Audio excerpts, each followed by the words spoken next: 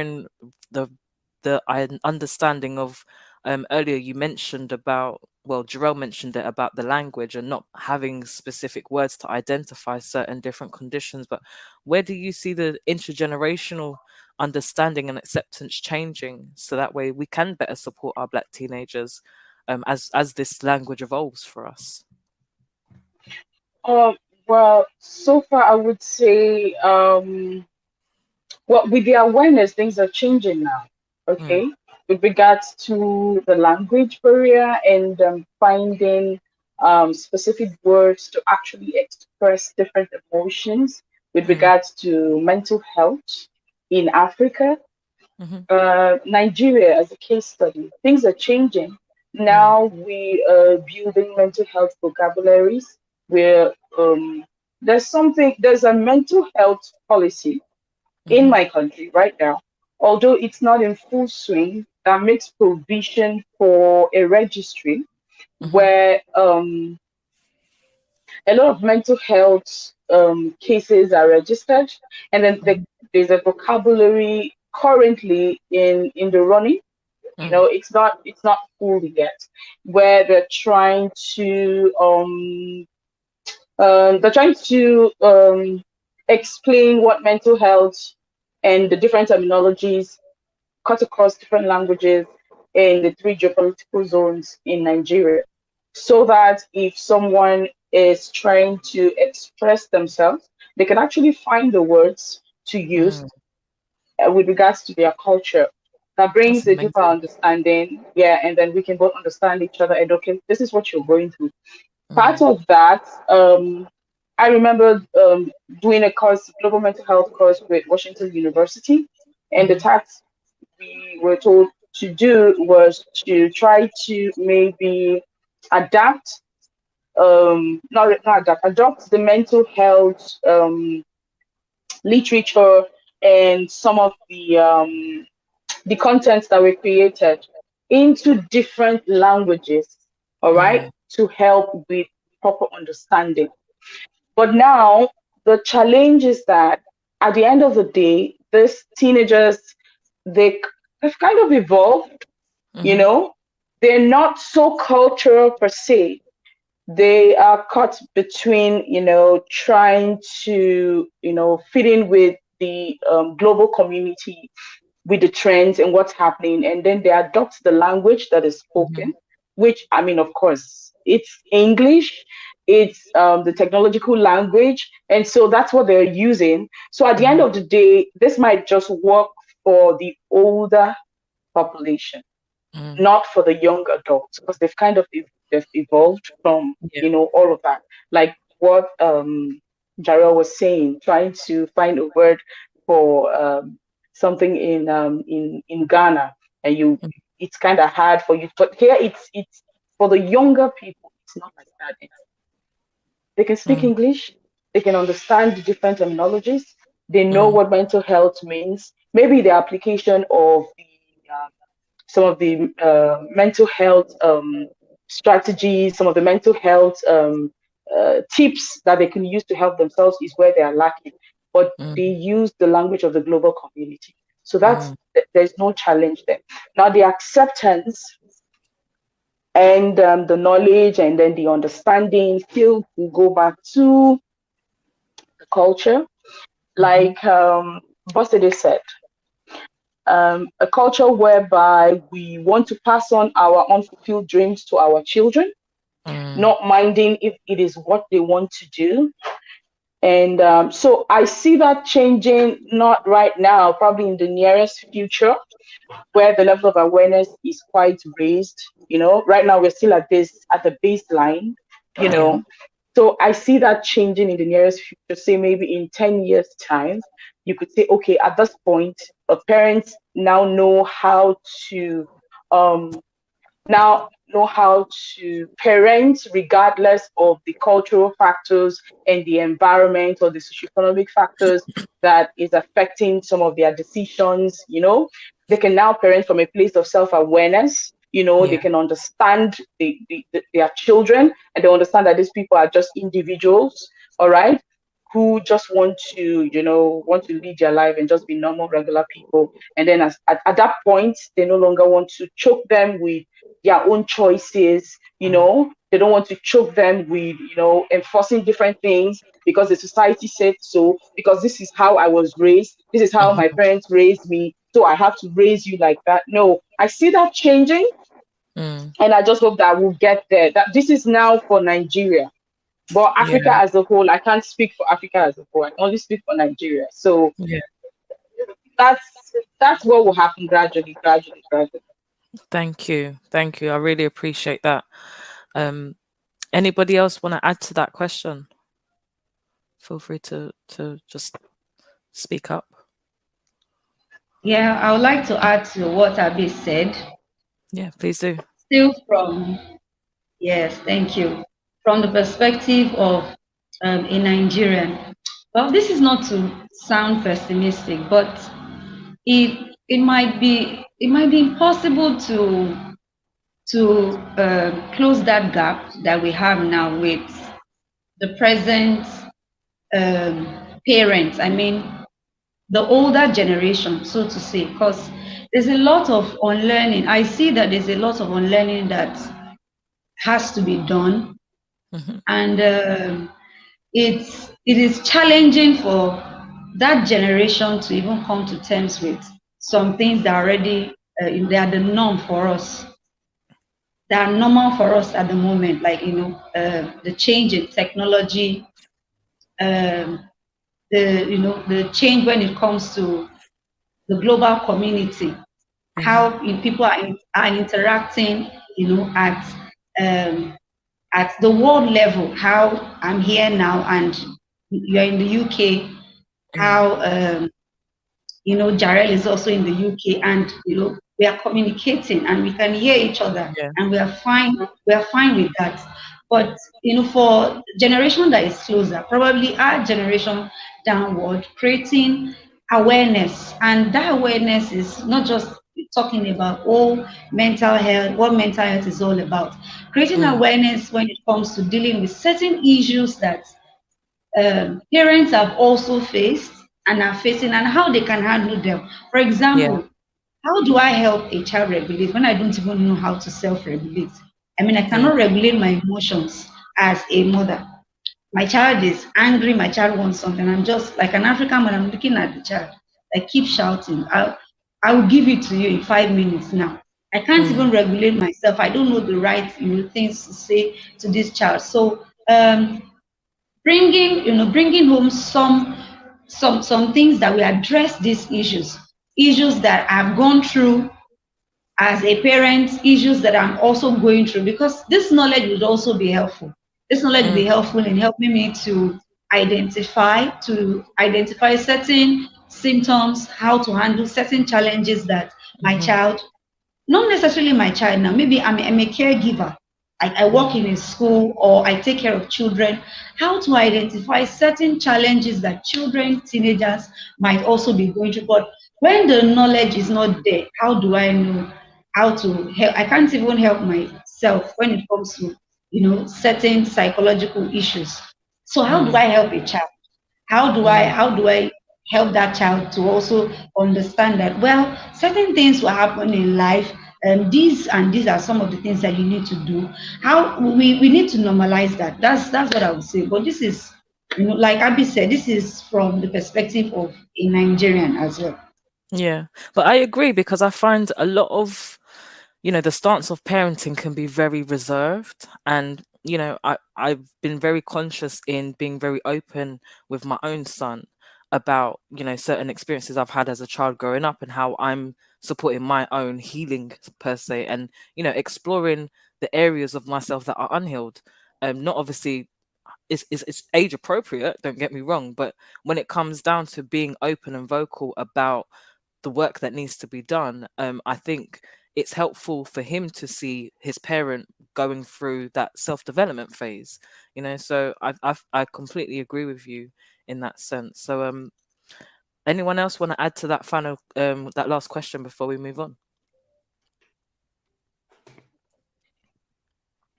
No? Okay, let's move on then to the next one. So we've spoken just briefly about some of the socioeconomic influences. So I want to kind of delve into that a little bit more, because we've spoken about the impact of, you know, affluent families or living in affluent areas, but also the tail end of it, where you may not be in such a privileged position to be able to, you know, provide as much support or be as present because of the type of work that you do, or having to work multiple jobs, or whatever it might be. So I will direct this question to Jasmine. First off, what are some of the socioeconomic influences in Black communities that impact teenage mental health? I think that along with wanting to fit in, a lot of that comes with, you know, the social trends.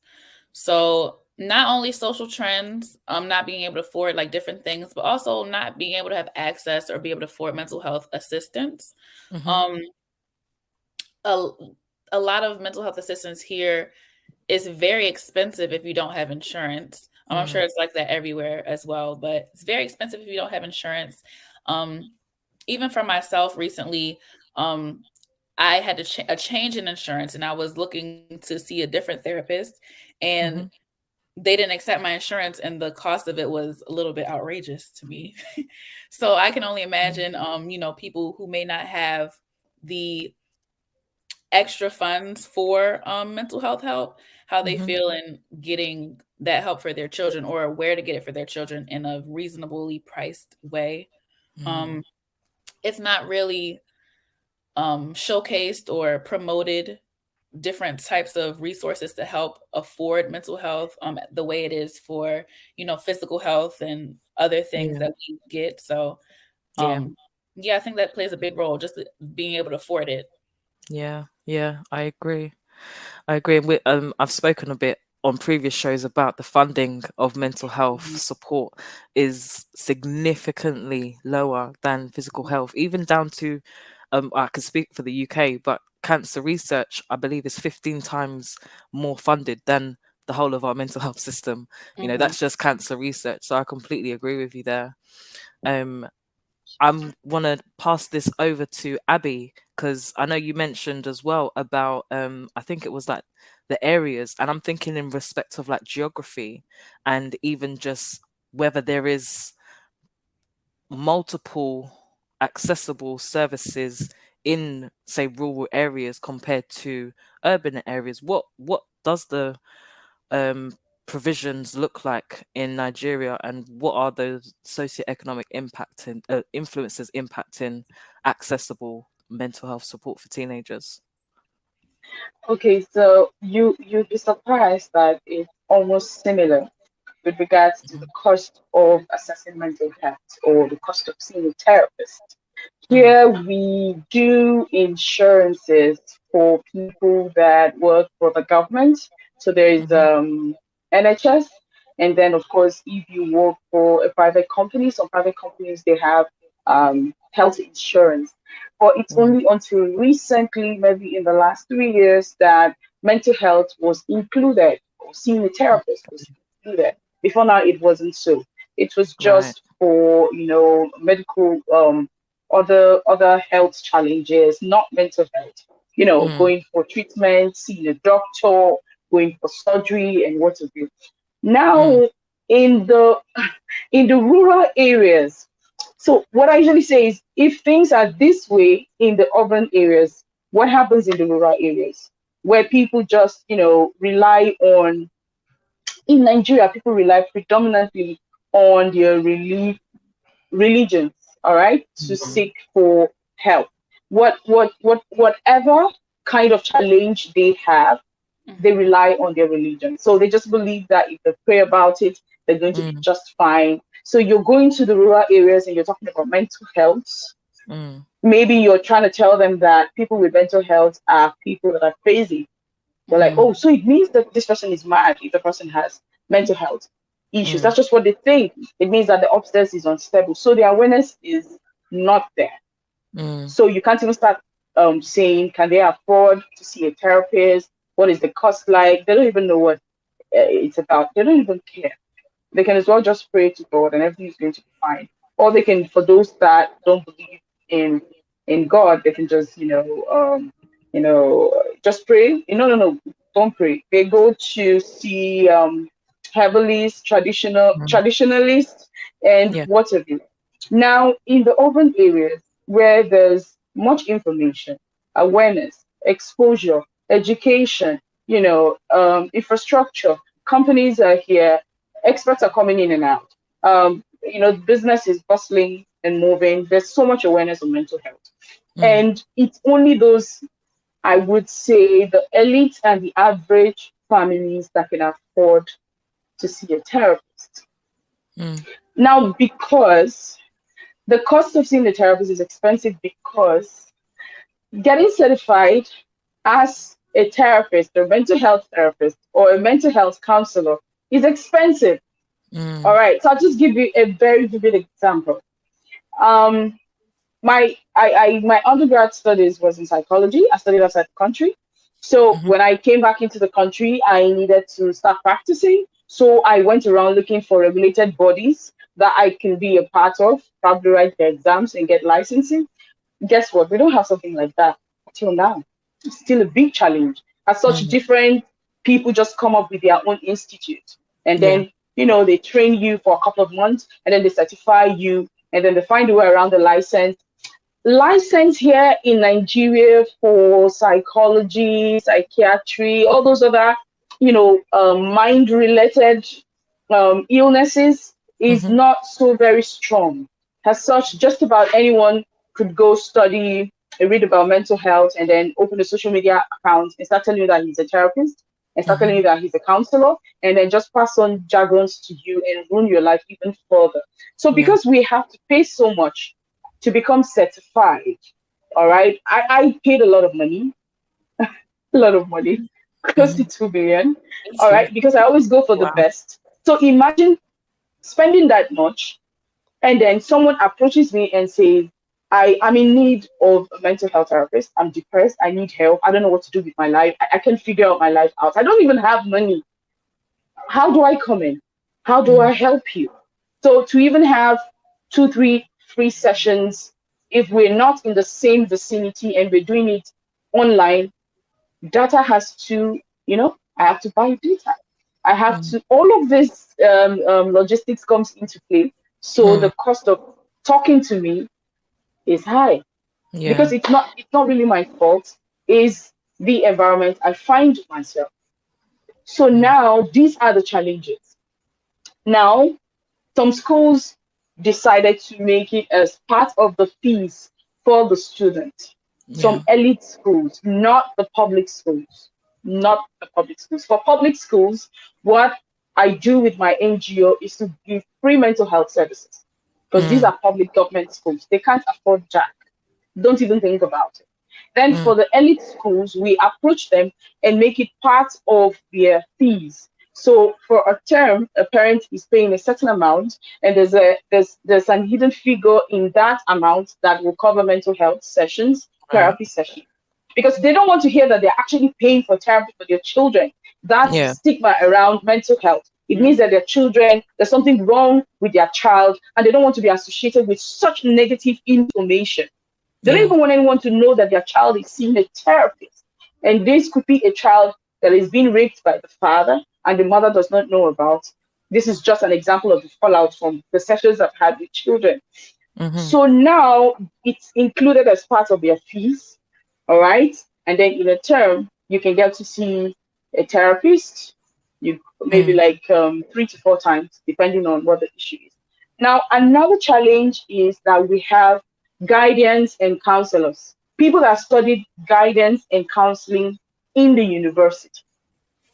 They are supposed to be what you call career counselors, where they counsel the students on what paths to take, what kind of course they should study, empower them to choose courses that will help them to, be employable. And then at the end of the day, it's still money. So some public schools can't afford to have a guidance counselor. And then, of course, the elite schools, the average schools can afford to do that. And then there's a huge gap. So we are dealing with a lot. All right. We're dealing with children from impoverished communities who can't afford certain things, let alone mental health is like there. They can't even afford basic amenities in their communities. They don't have good water, good roads, that they could, motorable roads to get across to the city. They don't have constant power supply. Most communities are in total blackout. They don't have power supply. We're here in the city and we say, oh, I had to switch over to generator like 3-4 times now while seated here. Most communities don't have this kind of privileges. So we're already dealing with all these economic situations that has impoverished us for a very long time. And now you're talking about mental health. Mental health is like, if you even have mental health challenges, it means you are rich. You're rich enough to have mental health problems because it means you're overthinking. If you are poor like me, that's just the what the people say. If you're poor like me, you wouldn't have mental health problems because you don't have food to eat. You secure 1 square meal. The rest of the other 2 times you need to eat, you just drink big cups of water and you're fine. Your mind will not be derailed. You won't have mental issues. So now in Nigeria, in Africa, we are dealing with different socioeconomic issues that is arising from the decisions from our leaders. Those are the aim of affairs that is greatly impacting us negatively. We're running into debt, and national debt is skyrocketing, and it's affecting us. We're having different countries coming here to exploit us, our oil and what have you, and we're not even getting the dividends of it. So we are dealing with a lot to even begin to talk about mental health. That's why the cost of seeing a therapist will always be expensive. Yeah. Thank you so much for that, Abby. Thank you. Definitely a plethora of multiple different layers of things and issues that you've explained there. Thank you so much. And Jarrell, would you like to come in on this one? Yeah, I'll give it a kind of a UK spin because I really relate with what we were saying because I lived in Ghana for a few years, so it's all very familiar to me. I'm like, I get it. I experienced it whilst I was there. But there's the being in a Black minority country poses a whole new set of circumstances. So the 20% of the poorest children in the UK will experience mental health challenges by the age of 11. So that's the direct correlation with that, So even as an adult, when you have money problems, how much of your mind space does it take in your day? Because I know when I was younger and I was struggling for cash and I was broke, I couldn't be creative. I couldn't think.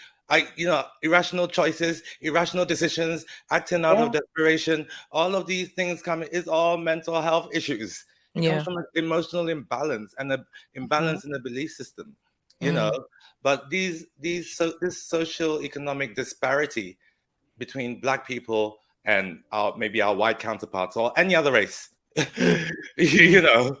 any other race. This has been so generational and ingrained, and it's been around for so long, and it happens to the Black people outside of Africa and the Black people in Africa. We're oppressed in different ways, and even though we're free and we're not in chains anymore, Bob Marley said it right: emancipate yourself from mental slavery. Mental slavery, yeah. And that's the only way we're going to truly set ourselves free. Because until then, the talents are still in. We spoke about the generational trauma. We speak about countries going to places like Nigeria and taking their oil, so that even the local population can't even have money to take care of themselves, and then blackouts, and then stuff like that. And then when you flip that to the UK, Black people are more likely to experience homelessness. What I mean? Marginalization. And then when I work with therapy, so I deal with certain issues before we even get to therapy, because I believe that there's some things that are the foundation, and it has nothing to do with the therapy room. Until they got that right, they're wasting my time. They're wasting their own time, and that thing is called lifestyle. Right. And when you and lifestyle consists of sleep, diet, and exercise. And if you ain't got that right, no therapy is gonna work. Yes. Yes. Yeah. Waste of time.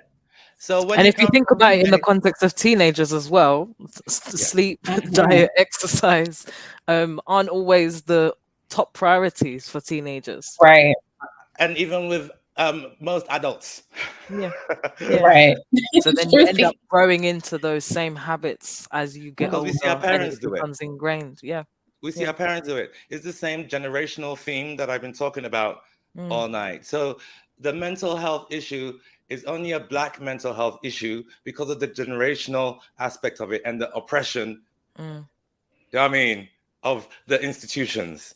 And that's Mm. why the mental health issue becomes a Black thing, you know. Yeah. And then that's socioeconomic. I mean, if you don't really have money to, you know, even do anything, you're not going to go and buy organic food and vegetables and all of that. You're going to eat a big bowl of carbs, Yeah. right? Yeah. And you're most probably going to end up diabetic, which would give you a health anxiety and then other problems as well. So, you know, you're not going Yeah. to sleep properly and then trigger psychosis, you Yeah. know, paranoia, you know, schizophrenia, bipolar disorder, right? Insomnia, Hallucinations. Yeah. right? Oh, You know, you're not exercising. So you don't use it, you lose it. Yeah. And our mind is part of our body. Mhm. Yes. And we forget that. Yeah. You know, we feel Definitely. emotions in our body before we process it in our conscious thoughts. Yeah. You know, if a lion jumped out at me right now, my body will seize up first before I even know what's going on. Yeah. Mhm. And that's a base response. You know, it's ancient, you know, but we still respond in that same way to these emotions, that base response, and we're not processing it, you Mm. know, Mm. and we're not doing the pre-work before the work, Yeah. and we're not doing the preventative work before the work, and we're not doing the historical, generational trauma healing work before the work. So Yeah. we're fighting a really difficult battle, but again, there's a simple solution. It's just being culturally conscious, knowing our Yeah. struggle. Yeah, I mean, Yeah. we're all Black people. You're Nigerian, American, British, Caribbean, whatever. But we're all Black, and we have a common struggle. There's a thread Yeah. that runs through that. I And hear you, brother. yes. So once we can pick out that thread Yes. and heal that Mm. in ourselves first, Mm. It's true. and then spread that healing to our other brothers and sisters, because that's the process I had to go through. Yeah. I had to heal myself and realize when I qualified as a therapist, I was afraid to put my photo on my website. Why? Because when I imagine a therapist, I think of an old, gray, white woman with glasses in a really nice office with a salon I can't afford. Talking slowly, so Right. How calm. does that feel? Tell me about your mother. Laying on the couch. and looks into your eyes, eyeballs to eyeballs. Or just silent all the time. Mm. And they're nodding because Oh, they don't God. understand what you're talking about at all. Yeah. They're frame thinking of about reference. lunch. So they're trying to catch up. They're trying to Probably. catch up. Probably. And be the therapist. You know, And they maintain the same body language. Did you notice Right. that? The same body language. because it's not genuine. Black people were expressive. That's why Yes. when I was talking about my passions in the therapy room, the white therapist thought I was aggressive. And I'm like, I'm the least aggressive person you'll ever meet. Yeah. Yeah. So Yeah. you clearly missed something, you know, but Yeah. is the perception, you know. So all of this ties into socioeconomic, you know, because if you've got money, then you can go to therapist after therapist and therapist and then try Yeah. and do the whole Yeah. dating game with therapists until you find the right one. But if you Yeah. got if you ain't got money, you got that one shot. When I was training to become a psychotherapist, I couldn't afford the therapy that was mandatory for Yeah. me to qualify. So I had to go to subsidized therapy from the school. Yeah. And Yeah. I was paired with Holly, a white middle-aged therapist. So of course he's not going to get me, Yeah. you know. Yeah. So if my chances of having that subsidized therapy or that path is blocked, then again I'm up by the wayside again. due to my race, my culture, my socioeconomic system, you know, and then I'm marginalized from the whole mental health system. But it was designed to marginalize us anyway. Absolutely. It was, Absolutely. you know, there was racist health diagnosis in medical mental health journals like Drepitopia or whatever, or Dysthesis Ethiopia, like laziness of the Negro slave. You know, treatment, whip them or chain them. In public medical journals. So if these same people who designed this mental health system see us in that light, and us as Black people haven't done anything to address that, No. then we're fighting an uphill struggle, to be honest. You have to address the issue. Every therapist knows, we all know, right? You address the root of the problem, and then you work your way up. Yes. Same. Yeah. But we're not doing that. We're putting band-aids, loads of band-aids. We need to deal with the root. It's like taking painkillers for cancer. Right. The cancer's still there. Right. It's still there. You know, Gosh. a decorated donkey is still an ass. Yes. Well, Exactly. I would like to definitely roll off of the back of that, because I think, you know, where you've mentioned about not being able to affect the change that we need doing the work, a lot of it goes down to the individualized aspect of our lifestyles. I know you mentioned about lifestyles as well. So, Bosede, I will direct this question to you because, you know, us being a panel of Black people, I'm sure we've all heard the phrase, it takes a village to raise a child. So, Bosede, what does this mean to you in the context of supporting Black children through depressive episodes, and why is communalism so vital to the healing of not only our children but ourselves? Okay, thank you, Rihanna. So it's not just a saying. I mean, that statement is not just a saying. It's still obtainable even in this age and time. Like, it still happens. Even though we are drifting, you know, we are drifting from that communal sense, where I can recall when I was much more younger, a neighbor can reprimand me and say that, oh, you're doing this. And my mom might not flinch, even though she might not be comfortable with maybe the way the neighbor handled it. But it's not obtainable now, but I would say not in all spaces. In Nigeria, we still have more of this communal sense in the rural area, and maybe some areas that are not, you know, as developed as where I live. But I'd like to say that if we look at what I mentioned earlier about parents becoming aware, parents gaining awareness, parents also having the knowledge, you know, the tools to handle their challenges, more or less like dealing with, you know, trauma that we have been through, issues that we have been through in the past, having the tools, the knowledge to also handle what we are dealing with in the present. Then if we put all of this together, so if I am knowledgeable, Abby is knowledgeable, and then my mother also understands the concept of mental health, understands that when one is depressed, not because they just want to be there, not because they want to be down, not because, oh, they want to pretend to be lazy, but it can affect them, it can affect, you know, their environment, I mean, the people they are surrounded with, and it can lead to a whole lot of issues, such as suicide, for example. Then we can begin to make use of the, you know, efficacy of that statement. And because we are Africans, I don't think we can even pull out that sense of communalism. I don't think we can, because there's still this feeling of, oh, this child is not just your child, it's our child. Our child, yeah. That feeling, yes, that feeling is still there. There's still this feeling of extended family, or ability to relate with extended family, ability to maintain that relationship with your neighbors.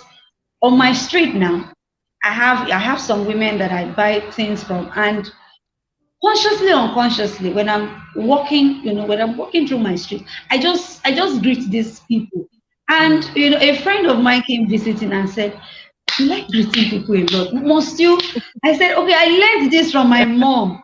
I learned it from my mom. She Yeah. does that, like, good morning. You know, she will call these people by, you know, their child's name, maybe the first child name or the child that is popular. Good morning, mommy this. Good morning, mommy that. Yeah. And I just picked that from her. So I'm like, there's a particular house that I start greeting people till I get to a particular, you know, place as well. So we still have this sense of communalism, though I can say that we are drifting away. But if we can bring down the concept of mental health down to the knowledge of people, just like Abby said, if we can speak in the language that, you know, people understand, we can speak to a Hausa man, we can speak to the Fulani, because we have numerous languages. I don't even want to go there. You can speak to the Igbo man. I am Yoruba. You can speak, you know, to the Yoruba woman. That when we talk about mental health, it's not madness, it's not insanity in quotes. You can the lack of, you know, financial stability can affect your mental health. The way the economy is at the moment can affect your mental health. The struggles you have in your marriage, you know, can affect your mental health. And as it's affecting yours, because your children can see all of these things, it's also affecting them. So if we don't address these issues, how can you have children that can, you know, manage their emotions, that can manage their challenges? If you don't even know that these are the issues that you have, how can you help your children? So when I would say that when we have people that are mentally aware, but that mental awareness has to come to a point where they would be spoken to in the language they understand. The language that they understand, it will be broken down to, you know, the language that they can understand, and then from there we begin to address these issues. Beautifully said. Beautifully said. And I can completely agree. And, you know, even in respect of the communalism, as someone that, you know, whilst I've never been back to none of my native countries, it's one of the things that, being a Black Brit, I know that I can find my tribe. You know, I know where to find my sources of cultural nourishment as and when I need it. And I want to throw this over to Jasmine to kind of chime into this, because again, being not, I guess, needing to find your tribe in, you know, the US as well would, I assume, be somewhat similar. So what's your take on the practice? I won't call it a phrase, so thank you for that, Bosede. What do you take from the practice of it takes a village to raise a child, and why do you think it's so important to hold that sense of communalism? I think that is very important here in the US as well, because we have extended family, and even just chosen family for some people. I went to a HBCU, which was a historically Black college university, but I know some of my Black friends went to PWIs, predominantly white institutions, and in those spaces, because it's a predominantly white university, you're not learning about, you know, the history, or you don't have those spaces that are already set up for you, so you have to create them yourself. I think it's very important to have that community aspect of it in just growing and learning and developing as a teenager, because that will bring you back to your cultural roots and like who you are as a person. I'll say that it takes a village to raise a child does hold true here for our families as well, with just, you know, godparents and distant relatives and friends and family that come together to embrace new children and your families when you need them. And that is very important for teenagers to find those spaces and find those people, even at an early age. A lot of my friends I've known since elementary school and middle school. I met them in my teen years, and, you know, in work, I do work in predominantly white spaces sometimes, and it's just refreshing to go back and be with my chosen family and my regular family and have that piece of home with them. Beautiful. Again, home. I like that. Thank you for your contribution, Jasmine. You're welcome. Thank you. Jarrell, do you want to chime in on this? And then I can ask Abigail once she returns as well. So depression is usually linked to senses of worthlessness, lack of self-acceptance, which leads to like a sense of loneliness and isolation, as well, and then it starts compounding on each other, right? And in the UK, it being more of an individualistic society, right? You know, so Black Brits in the UK are way less communalistic because we get to have a choice. Keep your parents, you know, cultural aspect when it comes to that, or you can take the Western version as well. So sometimes in the UK, we pick and choose as and when it suits us, because sometimes the communalism isn't convenient for us, especially when you have a cultural identity that is not culturally acceptable. Right? So being a Black Brit, it gives us a bit of maneuverability within that. So the individuality gives us the freedom to express ourselves a bit better and not be riddled with the shame of owning our mental health and it affecting our family as well. Because that was my issue with accepting my own mental health issues. Because one, I couldn't even fathom that I had mental health issues, because to me, some of mental health issues was that naked man on the roundabout in Kumasi, in Ghana. That's just a vagrant walking around. Everyone's a bit scared of him. To me, that was mental health issues. So I didn't even imagine that I could possibly have mental health issues. And then when I started to realize that, okay, maybe there is something, you know, that maybe I'm not mad, but I'm suffering from poor mental health. I qualified it with the language, which opened up, you know, an avenue to me. But because even though I still was straddling between British and Ghanaian, you know, I still had to do some work to overcome the resistance of saying, I am suffering from anxiety. I am suffering from depression. I am suffering from childhood trauma. I need help. Because even in saying that, I was disgracing my whole family. Even saying it to myself. And I was potentially cutting myself off from my family because they could easily reject you for it. Right? Because there's all these myths around it. Oh, you're wicked. You went to see a witch doctor. You went to do juju for money. You did this. You stole from somebody. Oh, you stole somebody's boyfriend. Oh, all sorts. And in our culture, we believe these things. In Africa, we believe them, like really believe them, you know. And as Black Brits, when we're first generation, second generation, and we believe it in our subconscious, maybe not in our conscious mind, but in our subconscious we do, you know. So all of that interplays. But the good thing about our communalism is that it kind of erodes that sense of loneliness and worthlessness and non-acceptance. Because in Ghana, you can't get away from your family. Where are you gonna go? They're everywhere. You can't say, oh, I'm depressed. You won't see me for a month. They will be at your door. Everybody will be looking for you. You know, so it kind of breaks that. Over here, it's easier to slip into a dark rain cloud, isolated gap. You know how it is in London. Maybe it's the same in the States as well. You know, I lived in the States for a bit, and I could be in my house for 2 weeks and no one even. And it's also one of those things of, oh, I don't want to impose. I don't want to impose myself on you. Whereas in all honesty, when I'm with my tribe, they're like, you haven't answered your phone. I'm coming round if I don't hear from you in X amount of days or X amount of time.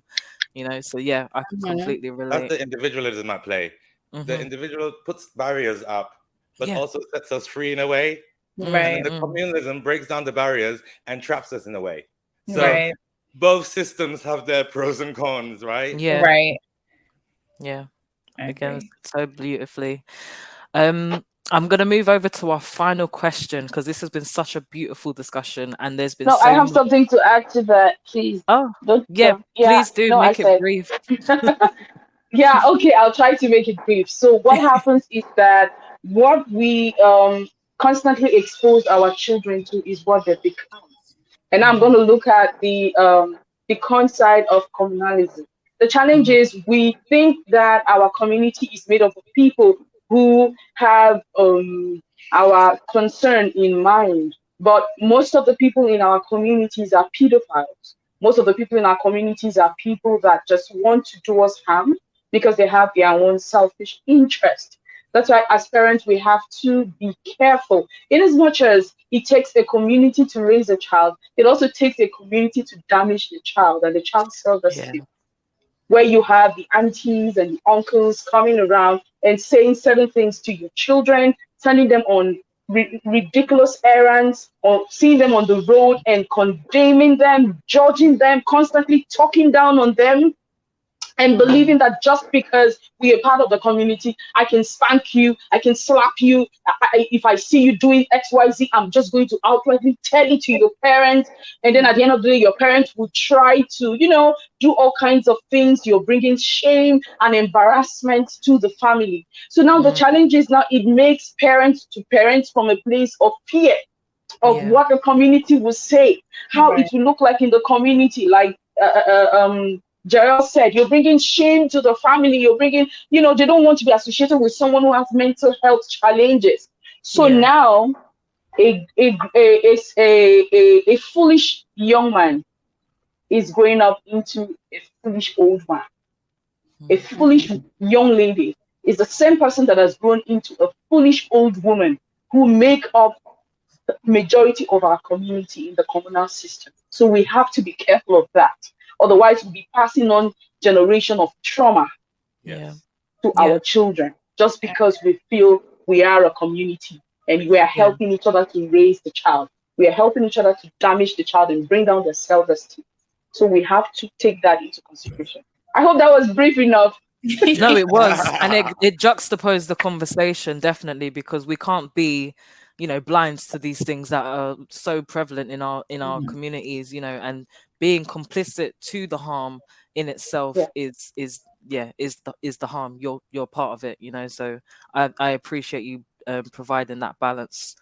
So just to kind of round off with our final question before I ask you all about the wonderful projects and upcoming courses and workshops and whatever you have planned for 2023. But my next question is just around Black-centered interventions that people should know about, that you are either a part of or you're aware of, that can really help our Black teenagers that are going through depression, anxiety, or poor mental health.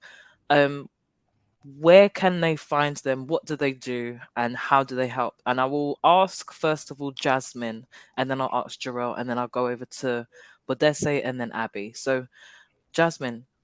Yes. So I will say, in terms of finding a Black therapist, in the U.S., there are 2 websites that I know about that have registries of just lists of Black therapists that sign up on there. One is called therapyforblackgirls.com, and the other one is therapyforblackmen.org. And they both have registries on there of Black therapists for each site. One is a list of Black women therapists, and the other is a list of Black men therapists that they can access. Their contact information is on there, their website. Usually they have a brief profile description on there about like what they specialize in, if they accept insurance, if they're accepting new clients and things like that. So that would be something very helpful for them. Thank you. Yeah, I love Dr. Joy's web podcast for Therapy for Black Girls. It's amazing. Like amazing. That's all I have to say. So definitely go and check that out. Thank you for that plug. Thank you very much. Jarrell, from a UK perspective, what do we have available here aside from yourself? Yes. But what are the Black-centered interventions in the UK that people really need to know about? So you know what? I think the issue is that we don't even know that we need a Black therapist. I didn't know, and I was training to be a therapist. I had no idea. It took me loads of failed therapy to realize that there's a problem, and then a few years later to figure out a solution. So it's about whistleblowing. You know what I mean?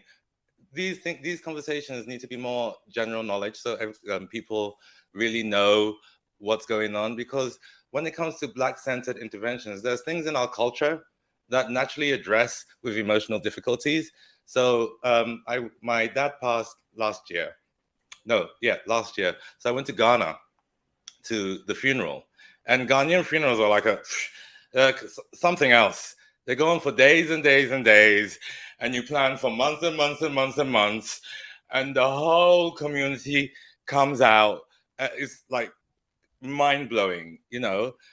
I knew that that's how the funeral rites are had, but I didn't really understand the cultural significance of it until I was, you know, a protagonist in this story, right? I was going through the motions myself.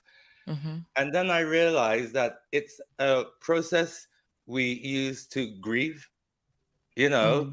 So every rite we do is part of the process of grieving. And the most poignant one that I realized is that in our communities, I don't know, because we've been, you know, slavery and, you know, colonialism and all that, we're just a bit emotionally numb. We don't we just take things on, like, you know, it can't be any worse, you know. We just kind of like, you know, from slavery to colonialism to the corrupt governments to, you know, we get modern forms of subjugation. Yeah, we become despondent to it.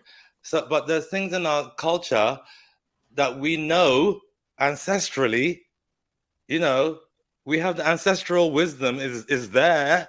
It was just excluded and whitewashed and written out, but it's there, and we're verbal culture. So it's living culture. It's there, you know, and it's really about observing things that we do in our culture and identifying it. The Ghanaian women have a role at funerals to wail. Yeah. Right? And the wailing doesn't even have to be genuine. But what that wailing does, and I experienced the effect of it myself, is that it triggers people who find it difficult to cry and release the emotion in the safety of your whole community. That's interesting. And then party after. Wow. That's interesting. Very, very interesting. Thank you for sharing that. Our cultures we've got ancient wisdom that's there. We just haven't identified it as that. You know, so we need people like you and I to look into our own culture, our own traditions, our own things, our own parables, our own stories, you know, all of that, and draw out that knowledge and put it back into modern psychology so that it can be whole for us. Yeah. You know, as well. And we can identify, you know. Beautiful. Now, I know you and Jasmine need to go. So before I move over to Abby and Bosede, could you both please just let people know what you've got coming up and where they can find you? And I'll gracefully let you go and go and support the minds of today that are being supported by you wonderful people. So Jasmine, just please plug what you've got coming up and where people can find you, please, love. Yes. So I have an event coming up. It's a virtual workshop in January. It's actually on mindfulness. So I'm studying holistic mental health right now. And I teach people about the effects of mindful meditation and herbalism and impacting their mental health. So in this workshop, I'll just be doing a general overview and giving some takeaways of how you can bring mindfulness into the new year. So this is on January 15th from 10 to 11:30 a.m. Eastern Standard Time. And the link to the Eventbrite to purchase tickets is on my Instagram. And it's Jasmine, my first name, JASMYN.RJ. And the link will be in my bio to purchase those tickets. Amazing. Thank you so much. Thank you so much. Have a great day. Take care. Thank you. Thank you all for having me. Thank you for being a guest. And Jarrell, please, before I hand over, where can people find you? What have you got coming up for 23? Yeah, so my website is Bempong Talking Therapy. So my last name, Talking Therapy, easy to find. So there I do blogs, articles, you know, research, just highlighting the issue, because I use my platform really as a whistleblower, you know, so that to highlight the inequality, so that as Black people, we can just be more aware of it and feel more empowered to do something about it. And I provide a simple solution, which is just cultural consciousness. You know, so a white person can be culturally conscious, a Black person can, because if we look for Black people to only go to Black therapists, then it might not work, because we don't have enough Black therapists out there.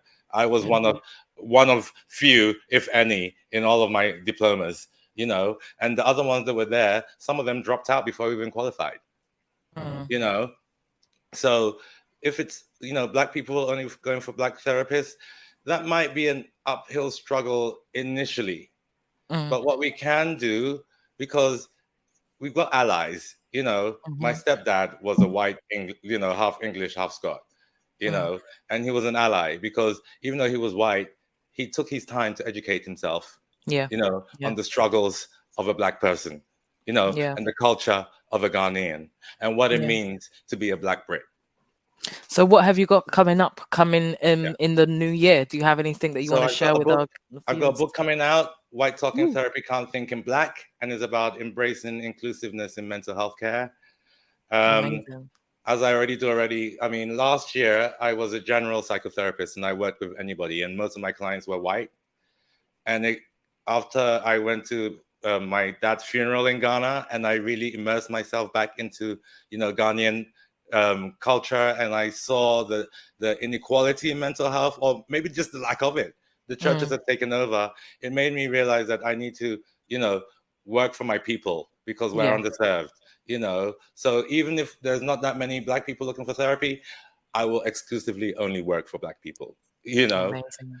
And I go into the workplace and teach them about cultural inclusion and diversity as well, so that white Black workers as well can, you know, just feel a bit more empowered and start to rise up the, you know, social mobility ladder a little bit more. You know, so that's what I'm doing. So yeah. Thank you. Thank you so much for sharing. Yes, watch this space.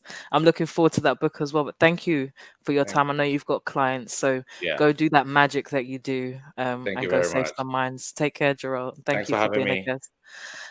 Bosede, I'm going to move over to you. I know you've got caring responsibilities. So again, what's coming up for you in 2023, and where can people find you?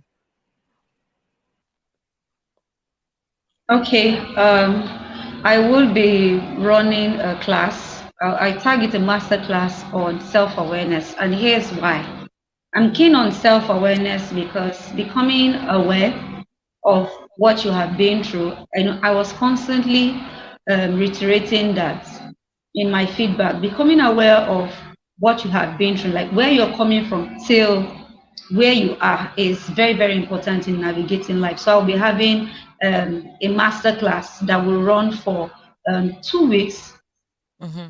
Should I say 2? Okay, 2 weeks, but it will just be 2 meetings, and that class will actually be free at the end of January. I would also be providing mental health, you know, awareness to rural areas.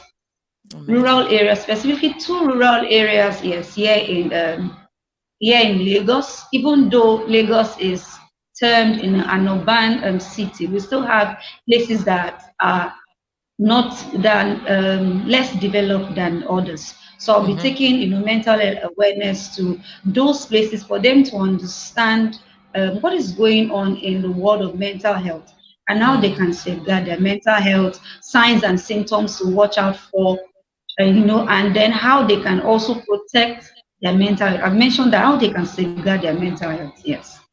Amazing. Amazing. Thank you so much. And where can people find you just before you leave us? Okay, I'm on Instagram. My handle on Instagram is Bose_Oye. Then I'm on Facebook as Oyelakin Omoyede Bosede. I'm on all social media platforms, but I'm kind of active on these 2 spaces. Yeah, and I'm on LinkedIn as Bosede Christiana Oyelakin. Amazing. Thank you so much. And yes, thank you for your time. I really appreciate all the insight that you've also provided. So feel free to go and take care of your little ones. And thank you for being part of this platform. Thank you so much. Yes, you're welcome, Rihanna. Thank you. Take care. And last but not ever least, Abby. It's just me and you now. Yes, I appreciate your so patience. you can bring out the champagne. Let's drink while everyone is gone. I don't think they'll allow me to do that. But just please let us know what projects you've got coming up for 2023 and where can people find you as well, my love. Okay, so for my NGO, we have lots of activities for GBV, gender-based violence survivors. And personally, I'm always on a rolling basis, taking on clients. My focus is on trauma, trying to help clients heal from childhood trauma and, of course, build resilience to deal with life and find a balance. So I'll be having a healing retreat, which will be virtual, and of course a physical one that I'll be working with lots of women. It's already been planned out for the first quarter, second and third quarter of 2023. But it's going to, I'll start from religious organizations, from churches, because I know that there's a disconnect when it has to do with mental health, trauma, and understanding yourself, self-regulation when it has to do with a religious organization. So these are all of the events planned out. But I'm always open to taking on new clients, one-on-one sessions, group sessions, training for organizations, and just making sure that. And I also wanted to add that for those listening to us that are in Nigeria and don't have access to mental health and would like to talk to a therapist, there are so many organizations coming up with free sessions like Mentally Aware. They have free sessions. Psychobabble, they have free sessions. All you have to do is to send me a DM if you would want a free session, and I will connect you with this organization. So you can find me on all social media platforms. Talk to Abby, talk, and then number 2. And then Abby is ABBY with an underscore. I'm very I'm so regular on Twitter. There's no day I don't go on Twitter. So you can easily find me on Twitter. You can find me on Instagram, Facebook, and of course LinkedIn. Yes, amazing. Such amazing work. Thank you so much, Abby. Thank you for having me. Thank you for your valued insight as well. It's been an amazing session. So that concludes our show for today, everybody. Thank you for listening, for watching. I hope you will have an opportunity to connect with all of these amazing Black therapists and get the nourishing information that you need, not only for yourselves, but to help you support and understand and educate and be more aware of what your teenagers and children are going through. So I will round this off here. This is Rihanna, Black Mental Health Matters. Make sure you join us for our final show for 2022 next week, and watch out for all the amazing shows coming out for 2023. Once again, this is Rihanna from Black Mental Health Matters. Have a blessed and most beautiful day. Take care.